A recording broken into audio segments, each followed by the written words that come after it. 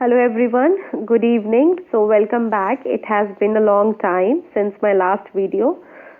Congratulations to all of you who have been promoted to the new semesters. Those of you who are new on this channel, let me give you a brief introduction. आपको इस channel के ऊपर BA programme, BCom programme के English paper से related any English paper, AECC, language through literature और any other even English honours paper, English से related हर paper की हेल्प आपको इस चैनल पे मिल जाएगी. चैप्टर वाइज डिस्क्रिप्शन, असाइनमेंट से related help, solved assignments, examination help or any other help which you want. If you want a personal help also, you can let us know in the comment section. We'll try to make a video on that also. So English paper से related आपको सारी help graduation की इस channel पर आपको मिल जाएगी. So जिन लोगों ने अभी तक सब्सक्राइब नहीं किया है, please do subscribe my channel and like, share and comment, and do let us know your suggestions how we can improve. So that was it for the introduction. Now let's move forward. This video is about language through literature paper और BA and BCom students. जिन लोगों को ये नहीं sure है कि उनके पास optional में कौन से पेपर है, इट्स माय सजेशन कि आप अपना एग्जामिनेशन फॉर्म चेक करें. एग्जामिनेशन फॉर्म के ऊपर आपका क्लियरली मेंशन होगा कि आपके पास कौन से 4 पेपर्स हैं. अगर आपके पास लैंग्वेज टू लिटरेचर पेपर है तो please do watch this video till the end. और अगर आपके पास लैंग्वेज टू लिटरेचर पेपर नहीं है और इंग्लिश का कोई और पेपर है, then do let us know in the comment section so that we can make a video on that paper. So let's begin this video. This is unit 1 of language through literature paper. Semester 2 के बीच में भी कुछ बच्चों के पास language through literature का paper था. सो this is like a continuation of that paper. आपने थोड़ा पढ़ा सेमेस्टर 2 में, फर्स्ट ईयर में, अब उससे आगे आप थोड़ा अपर लेवल पढ़ेंगे सेकेंड ईयर में, सेमेस्टर 3 के बीच में. So this is unit 1. Unit 1 के बीच में 4 पार्ट हैं. There are total 5 units. Unit 1 के 4 पार्ट हैं. हम 1 बाय 1 वो पार्ट भी कवर करेंगे. In this video I will only go through the SOL notes. ये जो PDF मैं यहाँ पे आपको दिखा रही हूँ या जो वीडियो में आपको स्टडी मटेरियल दिख रहा है, ये SOL की वेबसाइट पे अवेलेबल है. I'll only describe it and explain it ताकि आप लोगों के लिए easy हो जाए. इसके अलावा जो ओरिजिनल बुक है इस चैप्टर की, क्योंकि ये तो सिर्फ SOL के नोट्स है, ओरिजिनल बुक्स के लिए आपको मेरे ही चैनल पर दूसरी वीडियो मिलेगी जिसमें मैंने 1 बाय 1 सारे चैप्टर जो है वो एक्सप्लेन करने शुरू किए हैं. I'm in process of uploading all the videos, so you have to be patient. In the meantime, please subscribe so that you get the latest notification about the uploads. So unit 1 का पहली unit है understanding life narratives, second part. First part हमने first year में cover किया था, ये second part है life narratives का. जिन लोगों को याद नहीं है, लेट मी रिमाइंड यू, आप लोगों ने पढ़ा होगा कि आई थिंक फर्स्ट यूनिट के बीच में कुछ लेटर से रिलेटेड था. पेरेंट्स को कुछ लेटर लिखे हुए थे और आपको आइडेंटिफाई करना था कि आर्टिकल में और ये लेटर राइटिंग में, ये सारी चीज़ों में, इन राइटिंग्स में क्या क्या डिफरेंस है. इस तरह का कुछ यूनिट 1 था. If you do not know, it's okay, let's focus on this unit. This is for third semester of BA and BCom students, language to literature paper. So life narratives क्या होता है? सबसे पहले आपको एक इंट्रोडक्शन दिया गया है यहाँ पे कि what is life narrative. General term life narrative को डिस्क्राइब करने की होती है. describes the stories people tell about their lives or those of others. So कहानियाँ जो लोगों की ज़िंदगी के बारे में होती है, लोग बताते हैं या तो अपनी ज़िंदगी के बारे में या दूसरों की ज़िंदगी के बारे में, that is called life narrative. So it could be in the form of a biography, वो एक जीवनी के रूप में हो सकती है, एंड ऑटोबायोग्राफी अपनी खुद की जीवन की कहानी के ऊपर हो सकती है. अ क्रॉनिकल होता है जब डेट वाइज किसी की लाइफ के बारे में या किसी इवेंट के बारे में फुल इन्फॉर्मेशन दी गई हो. फॉर एग्जाम्पल, अब अगर मुझे लेट्स से सचिन तेंदुलकर की लाइफ एक्सप्लेन करनी है डेट वाइज, तो हाउ आई डू दैट, मैं एक्सप्लेन करूंगी कि ओके 2011 में he won the world cup, 2010 में he got married, let's say he got married. सो इस तरह से ईयर बाय ईयर जब आप एक्सप्लेन करते हैं कि किसी की लाइफ में क्या हुआ है या किसी इवेंट में क्या हुआ है, so that is chronicle. ये महीने के हिसाब से भी हो सकता है, साल के हिसाब से भी हो सकता है, दिन के घंटे के हिसाब से भी हो सकता है। जब टाइम, क्रॉनिक मीन्स टाइम, जब टाइम के साथ किसी की कहानी बताई जाए, that is a Chronicle. Even an article about a specific event. So biography, autobiography, Chronicle और आर्टिकल, ये सारी चीजें लाइफ नैरेटिव के फॉर्म्स हैं कि आप इन सब तरीकों से लाइफ नैरेटिव जो है, जीवन की कहानियां जो है वो बता सकते हैं। It could also be in a digital form like a blog. ये डिजिटल फॉर्म में एक ब्लॉग की तरह भी हो सकता है। कुछ लोग अपनी लाइफ के बारे में ब्लॉग लिखते हैं। People write life narratives for a variety of reason. अलग अलग रीजन की वजह से लोग लाइफ नैरेटिव लिखते हैं, जीवन की कहानियां लिखते हैं। टू शेयर देयर एक्सपीरियंस और lesson learn over a lifetime. जिंदगी में उन्होंने जो एक्सपीरियंस किया, जो सबक सीखे। टू एक्सप्रेस देयर पेन और लॉनलीनेस, अपना अकेलापन या अपना दर्द शेयर करने के लिए। In an effort to help others going through the similar struggle, और ताकि दूसरे लोग जो उसी तरह के स्ट्रगल में, for example we see on internet a lot of like cancer patient sharing their life narrative कि उनकी जिंदगी कैसे बदली। A lot of actors sharing their life narrative like dealing with depression, कि उन्होंने कैसे ये सब डील किया, ताकि दूसरों को भी हेल्प मिल सके, उन्हें भी पता लग सके कि वो भी इस प्रॉब्लम से बाहर निकल सकते हैं।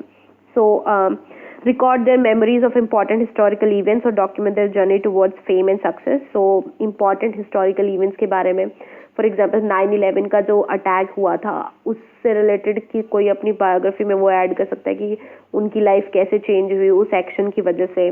सो इम्पॉर्टेंट हिस्टोरिकल इवेंट्स भी हम इंक्लूड करते हैं। और एक पूरा डॉक्यूमेंट प्रिपेयर करने का कि कैसे आपने फेम और सक्सेस, यानी कि नाम और शोहरत आपने कैसे हासिल किया, उसकी पूरी जर्नी डिस्क्राइब करें। सो ये सारी चीज़ें यूजुअली हम अपनी लाइफ नैरेटिव्स में ऐड करते हैं। The range of reason is diverse and so is the manner in which the life narratives are constructed. बहुत सारे रीजंस हैं लाइफ नैरेटिव लिखने के, सो इसी वजह से बहुत सारे तरीके भी अलग अलग हैं। Now some of you might have this question कि ये सब तो हम पढ़ रहे हैं, लेकिन एग्जाम में क्या आएगा, असाइनमेंट्स में क्या पूछा जाएगा, और एग्जाम होंगे या असाइनमेंट होंगे। So we will answer all of those questions.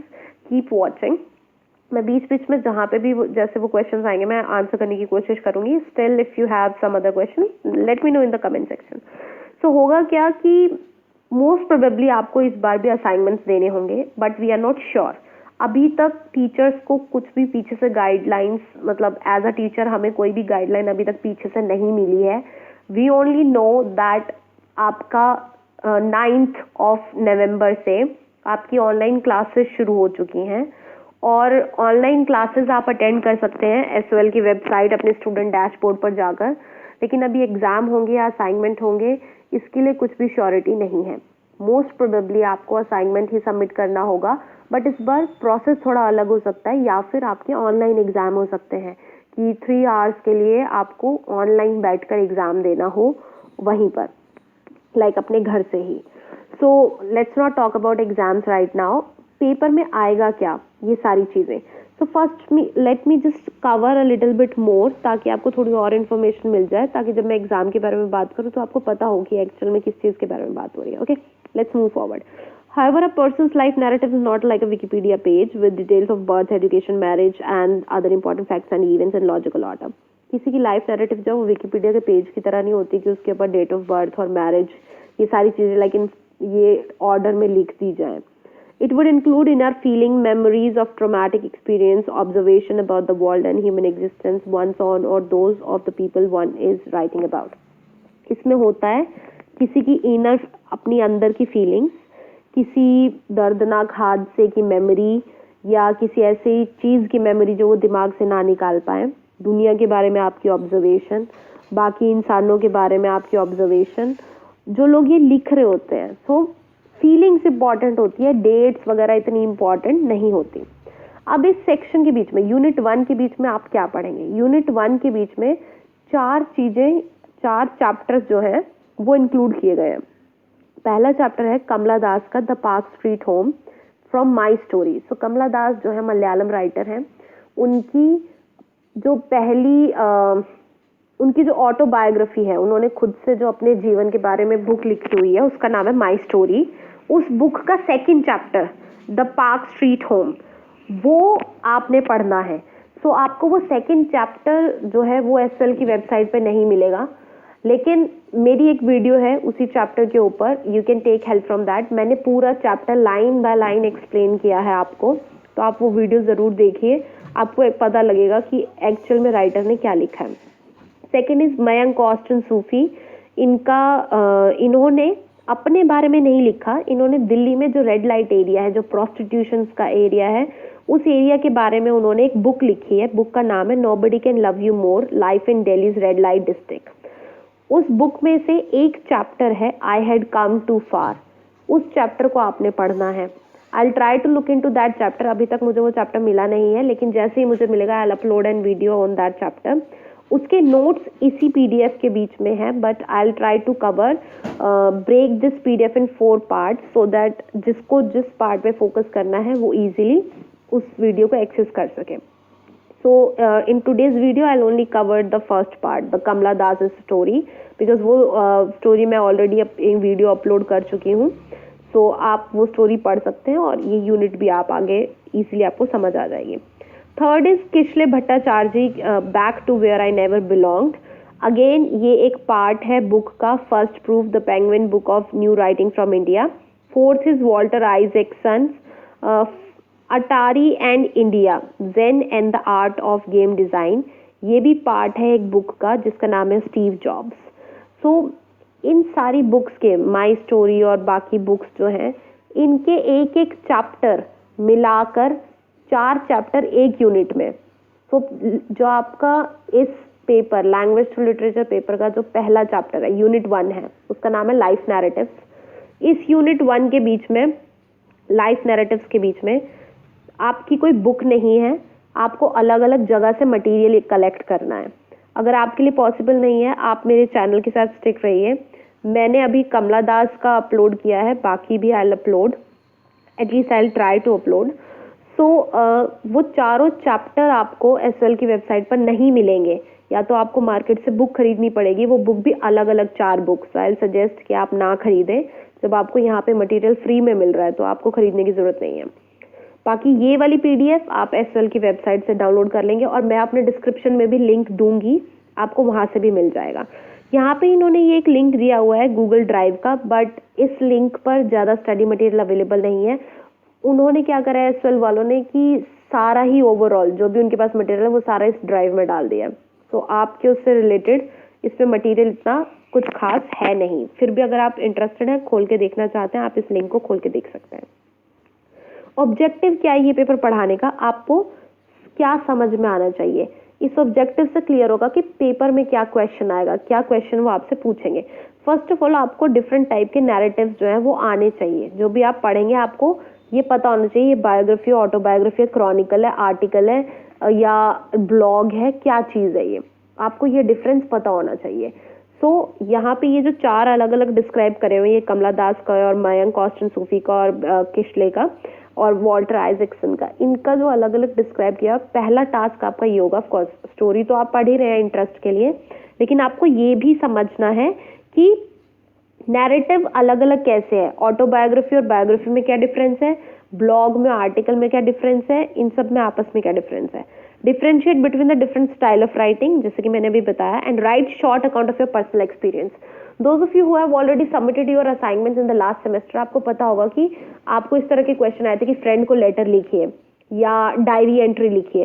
So may be इस बार आपको इस तरह का क्वेश्चन दे दिया जाए कि आप लाइफ नैरेटिव लिखिए सचिन तेंदुलकर के ऊपर, आप लाइफ नैरेटिव लिखिए पीएम मोदी के ऊपर, आप लाइफ नैरेटिव लिखिए ऐश्वर्या राय के ऊपर, या आप लाइफ नैरेटिव लिखिए अपनी मदर के ऊपर या अपने ऊपर। सो आपकी चॉइस हो कि आप आर्टिकल लिखो, ब्लॉग लिखो, या आप इन चैप्टर्स की तरह कुछ लिखो। लेकिन किसको ज़्यादा मार्क्स मिलेंगे? जिस इंसान को ये समझ होगी कि एक लाइफ नैरेटिव के बीच में कैसे फीलिंग्स और इमोशंस डालते हैं, कितना बड़ा होना चाहिए एक लाइफ नैरेटिव, कितना छोटा होना चाहिए, पैराग्राफ कैसे डिवाइडेड होने चाहिए। जिस इंसान को ये सारी चीज़ों की समझ होगी, that person will get more marks. So let's move forward. I'll very quickly cover about this Kamla Das. So ये PDF तो आपको SL से मिल ही जाएगा, that's why I'll not go here and there. I'll just give you a brief explanation. So Kamla Das is my story. Author के बारे में पहले बताया गया है, जैसे कि सारे SL के डिस्क्रिप्शन में आपको बताया जाता है। फेमस इंडियन पोएट है, नॉवलिस्ट है, नॉवल भी लिखती हैं, मलयालम उनकी मदर टंग है। उनका पेन नेम माधवी कुट्टी है। जब वो मलयालम में लिखती हैं तो यानी कि वो माधवी कुट्टी के नाम से लिखती हैं। त्रिशूर केरला में पैदा हुई हैं। उनकी फैमिली एक अच्छी प्रिविलेज फैमिली है। एंड देन उनके फादर एंड मदर जो है, मदर राइटर हैं, काफ़ी फेमस मलयाली राइटर हैं। एंड उनके फादर जो हैं वो ऑटोमोबाइल कंपनी में सीनियर एग्जीक्यूटिव है, यानी कि वो अपर क्लास फैमिली से है, वो upper middle class at least rich family से हैं। तो कमला दास ने अभी तक 3 पोएम के कलेक्शन लिखे हैं, summer in Calcutta, the descendants, the old play house and other poems. तो ये 3 के अलावा उन्होंने अपनी एक ऑटोबायोग्राफी भी लिखी है जिसका नाम है माई स्टोरी। हमारा चैप्टर जो है वो उसी बुक से लिया गया है। इनको केंद्रीय साहित्य अकेडमी अवार्ड मिला है, नोबेल प्राइज के लिए ये नॉमिनेट हुई थी और 1 फरवरी 2018 को गूगल ने अपना जो डूडल है वो इनको ऑनर किया था। उसके बाद जो इनकी जो माई स्टोरी बुक है, अब बुक के बारे में बात, जिस बुक से हमारा चैप्टर लिया गया है, माई स्टोरी बुक जो है ये एंते कथा मलयानंडू जो एक वीकली मैगजीन है उसमें एंते कथा के नाम से 1973 में पब्लिश हुई थी। इस ऑटोबायोग्राफी ने बहुत ज़्यादा सेंसेशन क्रिएट करी थी because she was too honest in it. जब आप मेरी वीडियो देखोगे, जिस वीडियो के बीच में मैंने उनकी बुक का एक्सप्लेनेशन दिया है, then you will get to know कि she has explained everything in so much detail. उन्होंने टॉयलेट के बारे में बात करी है, कुक के बारे में, मंकीज के बारे में, अपने पेरेंट्स की मैरिज के बारे में कि किस तरह से वो बिल्कुल मिसमैच हैं, और डार्क स्किन कलर के बारे में कि किस तरह से उन्हें अपनी शक्ल नहीं पसंद, उनके पेरेंट्स को उनकी शक्ल नहीं पसंद थी और वो हर बात में ये चीज़ कहीं ना कहीं बोलते ही रहते थे, डायरेक्टली या indirectly.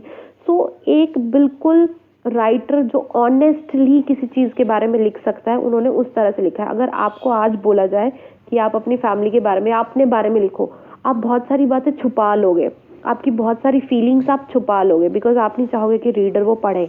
But Kamala Das, she is too honest in her writing. उन्होंने बिल्कुल ईमानदारी और सच्चाई से एक एक फीलिंग अपनी लिखी है।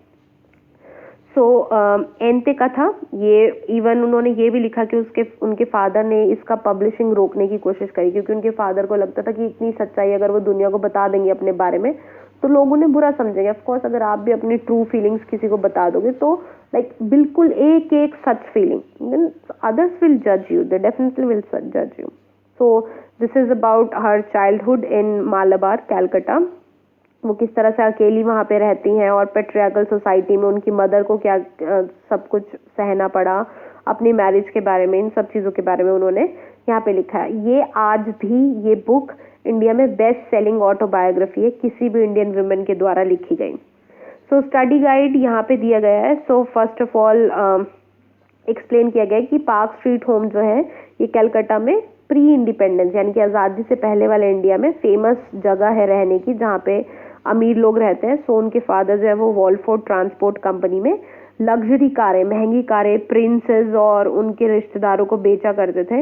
उन्होंने एक्सप्लेन किया है कि वो यार्ड के ऊपर में ही रहते थे, ब्रिटिश स्कूल में वो पढ़ते थे। अपने पेरेंट्स ने उनको नेग्लेक्ट किया बचपन में। So that is the reason why she has turned into writing. और उन्होंने ये चीज़ एक्सेप्ट भी करी कि अगर मुझे एक इंटरव्यू में कि अगर मेरा बचपन इतना अकेले भरा ना रहा होता, अकेलेपन वाला ना रहा होता, तो शायद मैं आज राइटर ना बनी होती। वो अपने पेरेंट्स की वेडिंग के बारे में उन्होंने बात करी है, गांधी जी के इन्फ्लुएंस के बारे में बात करी है, एंड किस तरह से उनकी मदर जो है वो बिल्कुल उनके फादर का पसंद नहीं करती थी। इन सब चीज़ों के बारे में उन्होंने बात करी है। So author as a young child वो पेरेंट्स की शादी किस तरह से वो देखते हैं, और कमला दास अपनी शादी के बारे में भी, कि उनकी खुद की शादी के बारे में भी उनकी क्या फीलिंग्स है, ये उन्होंने शेयर करने की कोशिश करी है। So I am not explaining everything line by line here because already मैं चैप्टर वाइज वीडियो बना चुकी हूँ उस चीज़ के ऊपर। So here I'll only pinpoint the important points and you can read it on your own. This is in a very simple language. Still, if you do not understand anything, you know the drill. You can let me know in the comment section. So children in unhappy marriage often blame themselves for the problems between their parents.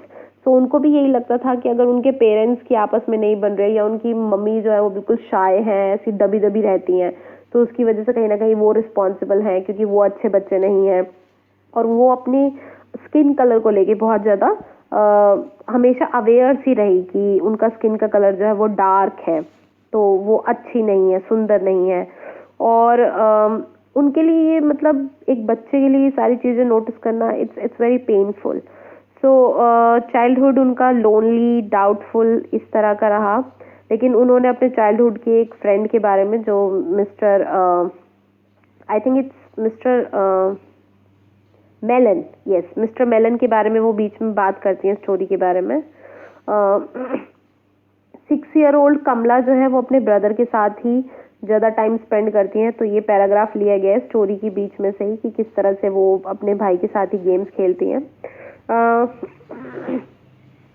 Author ने इस autobiography के बीच में sound, smell और irrelevant unimportant detail, जैसे कि सीढ़ियाँ चढ़ने में 36 सीढ़ी, हमारे घर तक पहुंचने में 36 सीढ़ियाँ लगती हैं, बीच में बिल्कुल आप रुकोगे तो आपको टॉयलेट की स्मेल आएगी क्योंकि वहाँ से टॉयलेट लीक हो रहा होता है, और आपको पेशाब की स्मेल आएगी। ये सारी चीज़ें, ये अननेसेसरी डिटेल है। अगर आपको बोला जाए कि आप अपनी स्टोरी लिखो, आप क्या बोलोगे कि हम अपनी कंपनी के ऊपर जो मकान है उसमें रहते थे, simple, that simple. But she is mentioning every single detail, what kind of smell you feel, what kind of scenery you see, what kind of sounds you hear, what kind of, like, how much is the distance, so that when reader reads it, she feels that they are there. जब आप उसे पढ़ते हैं आपको लगता है कि आप वाकई उनके बचपन में पहुंच गए हैं। That is the beauty. ये सारी डिटेल्स हमें अननेसेसरी लग रही हैं कि क्या जरूरत है ये सब बताने की, बेमतलब खींचा हुआ है, but that is the beauty. उन्होंने इतना डिटेल और इतना ऑनेस्ट डिस्क्रिप्शन दिया है। अब वो चाहती तो छुपा सकती थी, वो एक सक्सेसफुल राइटर है, वो चाहती तो छुपा सकती थी कि हमारा घर बस 36 सीढ़ियाँ चढ़ के ऊपर टॉप फ्लोर पे था, लेकिन उन्होंने सिर्फ उसी के बारे में बात नहीं करी। उन्होंने ऑनेस्टली ये भी बताया कि उस फ्लोर से पहले नौकरों के जो सर्वेंट्स का एरिया था उसके बाहर एक फॉसेट लीक करता था और उसमें से यूरिन की स्मेल दिन रात आती थी, उसे कोई रिपेयर नहीं कराता था। तो ये सारी डिटेल्स उनके नैरेटिव को, उनकी कहानी को इम्पॉर्टेंट और ट्रूथफुल बनाती हैं। ये एक गुड राइटर की टेक्निक जो है, इसी से आप अच्छी पढ़ते हुए अपने माइंड में एक सही इमेज आप डेवलप कर पाते हो। सो उनके पेरेंट्स का जो इमोशनल डिस्टेंस है, और इस वजह से वो और उनके भाई उनके पेरेंट्स से अलग ही रहते थे। वो गार्डनर से स्कैवेंजर होता है सफाई करने वाला, और कुक, इन्हीं से बातें करते थे। मिस्टर मेनन के बारे में, ये उनके दोस्त होते हैं, उनके फादर फिगर एक तरह से दिखाया गया है कि जो कमी उनकी ज़िंदगी में उनके फादर पूरी नहीं कर पाए वो मिस्टर मेनन पूरी करते थे। उन्होंने उनको गुड़िया का घर खरीद के दिया था और वो उनके साथ मतलब काफ़ी टाइम स्पेंड करते थे, जो कि उनके फादर और मदर को करना चाहिए था।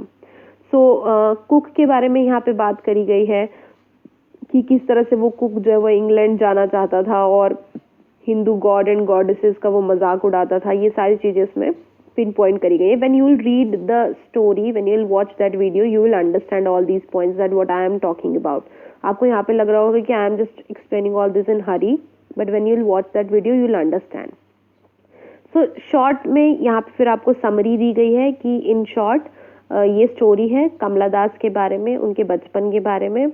उन्होंने अपने जीवन की सच्ची कहानी लिखी है, लाइफ नैरेटिव। और दो चीज़ें जो इन राइटिंग के बारे में अप्रिशिएट करनी चाहिए, वो honesty and power of observation. So ईमानदारी और ऑब्जर्व करने की पावर, ताकत। अब अगर आपको अपनी लाइफ नैरेटिव लिखना है तो आप सिंपल नहीं बोलेंगे okay my name is Akash and I was born in Delhi and my father does this and my mother does this and I have 2 brothers, 2 sisters. No, that's not how you write a good life narrative. You have to give details that okay, my name is Akash and I am the 3rd child in my family. It was not easy for me because my parents love my sister and my brother more than me. I was like an extra child in my family. इस तरह से अगर आप describe करेंगे तो आपका answer ज़्यादा better रहेगा। So when you are reading this, when you are watching this video, make sure कि आप इस तरह की डिटेल्स पे फोकस कर सकें, and this will help you in writing also. So उनकी चाइल्डहुड की मेमोरीज के बारे में ये पूरा चैप्टर था। There are some difficult words given here. Betrothal is engagement, खद्दर का कपड़ा, इंडिया में ये आज़ादी का निशान बना था। विडोज वीड इज विधवाओं के कपड़े। इंग्लैंड में वीड्स मीन्स पुराने इंग्लिश में बोला जाता था उसे कपड़े। सो आजकल weeds is something different, but in old English weeds का मतलब होता था गारमेंट्स या क्लोथिंग। सो विक्टोरियन इंग्लैंड यानी कि क्वीन विक्टोरिया के राज्य में जो विधवा लोग औरतें थी उन्हें काले रंग का कपड़ा पहनना होता था। Arid union, dry, barren, loveless relationship, स्वार्थी स्किन, डार्क कलर की skin, monthly purgative of castor oil. So पुराने ज़माने में बच्चों को castor oil, I think if I am not wrong, castor oil means जैतून का तेल। सो बच्चों को कैस्टर ऑयल पिलाया जाता था ताकि उनका पेट साफ हो सके, कीड़े मर जाएं पेट के। स्कैवेंजर, सफाई करने वाला इंसान। पनी पेल चाइल्ड, अनहेल्दी दिखने वाले पतले बच्चे। विदल्ड, कार्व्ड एज विद वुड, लकड़ी से कार्व करना यानी कि खुद से लकड़ी की फिगर्स बनाना। विलायत मीन्स इंग्लैंड, इंग्लैंड का नाम है, और उर्दू में विलायत मीन्स बाहर की कोई कंट्री, आपके देश से बाहर की कोई country. So that was just the part 1 of unit 1. Unit 1 का ये part 1 है. There are 3 more parts. I'll try to cover those 3 parts in another video because I do not want to stretch this video a lot. So that's it for this video. If you have any suggestions, do let me know in the comment section, and any question you want to ask, you can ask us. Besides this, I am very thankful to all of those who have subscribed my channel and who have supported me. It feels really nice when people support your work. So English से related किसी भी चीज़ के लिए आपको किसी और channel पे या किसी और जगह पर जाने की ज़रूरत नहीं है. Just let us know and we'll try to fulfill your demands, and we'll try to come up with solutions for your problems. So keep watching and please subscribe my channel, like my videos and share them if it's possible. Thank you so much.